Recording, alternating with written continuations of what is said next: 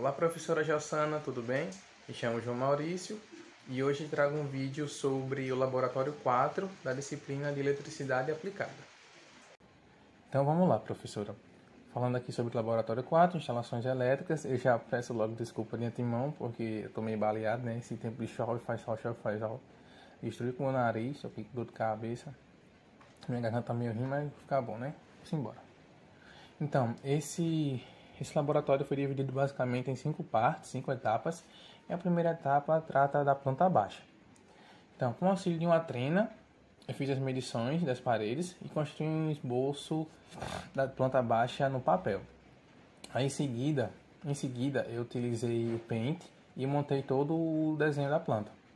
Além disso, eu coloquei aqui também uma legenda aqui no cantinho, só para dizer o que cada espessura dessa linha representa, né? Essa daqui, essa fininha é a linha de cota, a mais grossa representa os muros e essa mediana aqui representa as paredes. Então aqui dá para ver a presença aqui de uma área, 2 salas, um quarto, banheiro, a cozinha, a despensa. Aqui embaixo 2 quartos e um banheiro. E a área de serviço aqui do lado direito. Aqui eu coloquei cada cota de comprimento e largura de cada cômodo. Aí, então, são dimensões em metros. Seguida é a etapa de identificar o quadro de distribuição. No quadro de distribuição aqui da minha casa, ele não tem um disjuntor geral, que eu achei que ele tinha no começo, né? Quando comecei a fazer, eu achei que ele tinha um disjuntor geral. São apenas 2 disjuntores terminais, um específico para o circuito de um chuveiro elétrico, só para o chuveiro elétrico, e outro que é um geral entre aspas, porque ele trata de toda a parte de iluminação e tomada de uso geral da casa, exceto a tomada de uso específico do chuveiro elétrico. E ambos funcionam de forma independente, ou seja, quando o disjuntor geral entre aspas está desligado, eu ainda assim continuo a utilizar, ainda assim posso utilizar o chuveiro elétrico normalmente. Então a seguir eu vou mostrar a imagem do quadro de distribuição aqui de casa. Aí dá pra ver que ele tá meio bagunçadinho, né? A gente não tem uma boa visualização dele aqui. Por isso eu tentei analisar aqui, tentar encontrar algumas palavras-chave, o nome da marca ou alguma especificação aqui que está escrita, para procurar eles na internet, né? Então, essas imagens aqui são as que eu achei deles. Esse branquinho aqui de baixo, que é esse disjuntor unipolar de 20 amperes, curva C, e esse escuro aqui, esse preto que é esse aqui de cima, é um disjuntor unipolar de 25 amperes, curva C.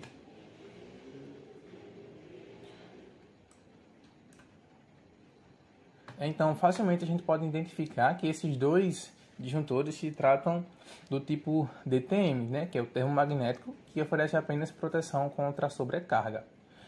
2 principais motivos que fazem a gente identificar eles como DTM. Primeiro é o seu formato, né? Dá para ver que ele é unipolar e só consegue passar aqui, entrar e sair o fio da fase. Segundo é o seu preço. Então, como eu já havia dito antes, né, esse branco aqui suporta 20 amperes e o preto 25 amperes. Então, o próximo passo foi desenhar no Paint o meu quadro de distribuição. E como eu já disse antes também, né, como eu tenho apenas 2 disjuntores, nenhum deles é geral, são independentes, eu acabei ficando com 2 circuitos na minha casa inteira. Um circuito mais geral, né, entre aspas, não é geral de verdade, que eu denominei como circuito 1, e o circuito 2, que é o do chuveiro elétrico. Aqui eu já adianto que a minha casa é uma alimentação monofásica, mais à frente eu vou mostrar porquê. E numa alimentação monofásica eu vou ter 3 fios chegando, o de proteção, o neutro e a fase.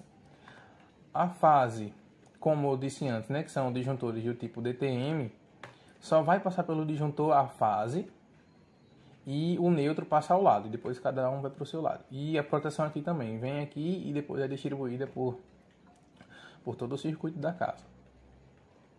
A parte 3, né, que é a parte de identificação dos circuitos. Então, no item 3, de posse da planta baixa, eu construí a primeira tabela, que é essa daqui, com as dimensões, áreas e perímetros dos cômodos da casa. Aí, em seguida, eu construí outra tabela para calcular as potências de iluminação, de tomada de uso geral e específico. Por último, eu fiz uma terceira tabela para calcular a corrente de cada circuito. Então, aqui tem a largura e a altura, depois o perímetro e a área de cada cômodo. E a segunda tabela aqui, para a gente calcular as potências, né? Então, potência de iluminação total, de tomada de uso geral, tomada de uso específico. Para a iluminação, a gente usou um fator de potência de 1 para poder transformar em watts. Para tomada de uso geral, 0,8 para transformar em watts. E o chuveiro elétrico de uso específico já vem em watts. Então, eu fiquei com um total de 12.120 watts. É menor do que 12.000, menor do que 15.000 watts, que é o que a COSERN diz lá, segundo a norma. Então, a instalação é monofásica, né? Sendo menor ou igual a 15.000 é monofásica, que é a tabela 2. E a tabela 3 para falar sobre as correntes e a corrente nominal. Então, como a norma diz que, como eu tinha que fazer um circuito com pelo menos um ponto de iluminação, e eu só tinha 2 circuitos, um para o chuveiro, só me resta fazer o do número 1, né?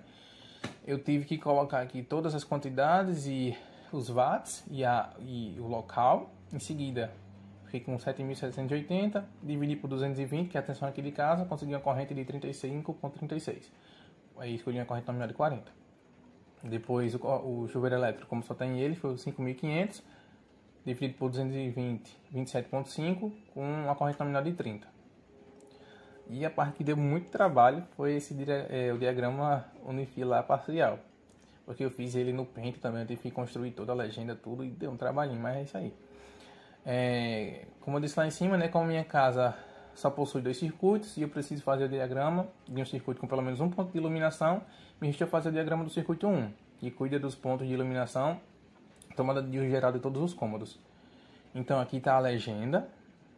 Eu decidi colocar o eletroduto o eletroduto do teto como laranja para diferenciar aqui, não ficar todo preto, ficar ruim de visualizar. E primeiro eu coloquei o quadro de distribuição, segundo eu coloquei os pontos de iluminação juntamente com seus interruptores. E em seguida eu coloquei as tomadas, né? Eu utilizei muito dessa tomada com interruptor e tomada dupla com interruptor também, porque aqui em casa tem muitos desse tipo. Daí eu comecei a fazer as ligações, né? Puxei aqui para a tomada, para a luz. De luz, fui puxando de luz em luz. E de iluminação em iluminação, ponto de iluminação. E para cada ponto de iluminação, liguei ao seu respectivo interruptor. Aqui para cá, aqui para cá.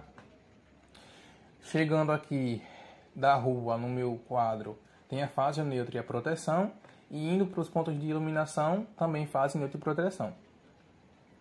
Um ponto interessante a se falar é que para o interruptor eu só preciso que chegue nele a fase e o retorno. Então, por isso que aqui eu só tenho fase e retorno, aqui fase e retorno. Aqui eu vou ter, além da fase do retorno, neutro e a proteção também, porque está vindo daqui a alimentação dessas outras tomadas que estão aqui, que eu fiz pelo eletroduto na parede. Tem eletroduto na parede nessa região, aqui também, aqui. Então foi basicamente esse esquema que eu utilizei para preencher o meu diagrama. Sempre chegando aqui nas luzes, nos pontos de iluminação, fase, neutro, proteção, indo para os interruptores só fase e retorno, e para a alimentação das tomadas fase, neutro e proteção também. Todas as tomadas estão chegando aqui, fase, neutro e proteção para elas. Aqui. E a parte final, né, análise da instalação. A instalação atende 100% à norma NBR 5410, o que está em desacordo, o que deveria ser feito para melhorar a instalação e deixá-la 100% de acordo com a norma. Então, eu anotei alguns pontos. Primeiro é a falta de um disjuntor realmente geral, de preferência que fosse do tipo DR, para aumentar a segurança, né, que além de assegurar contra sobrecarga, asseguraria também contra choque. Muitos cômodos não atendem ao número mínimo de tomadas, por exemplo, a área. A área não atende ao número mínimo de tomadas. Era para ter no mínimo 6 tomadas, mas ela só tem 1. A sala 1 era para ter no mínimo 3, mas só tem 2. E o banheiro, a área de serviço e a despensa são outros exemplos, que eu cito aqui embaixo.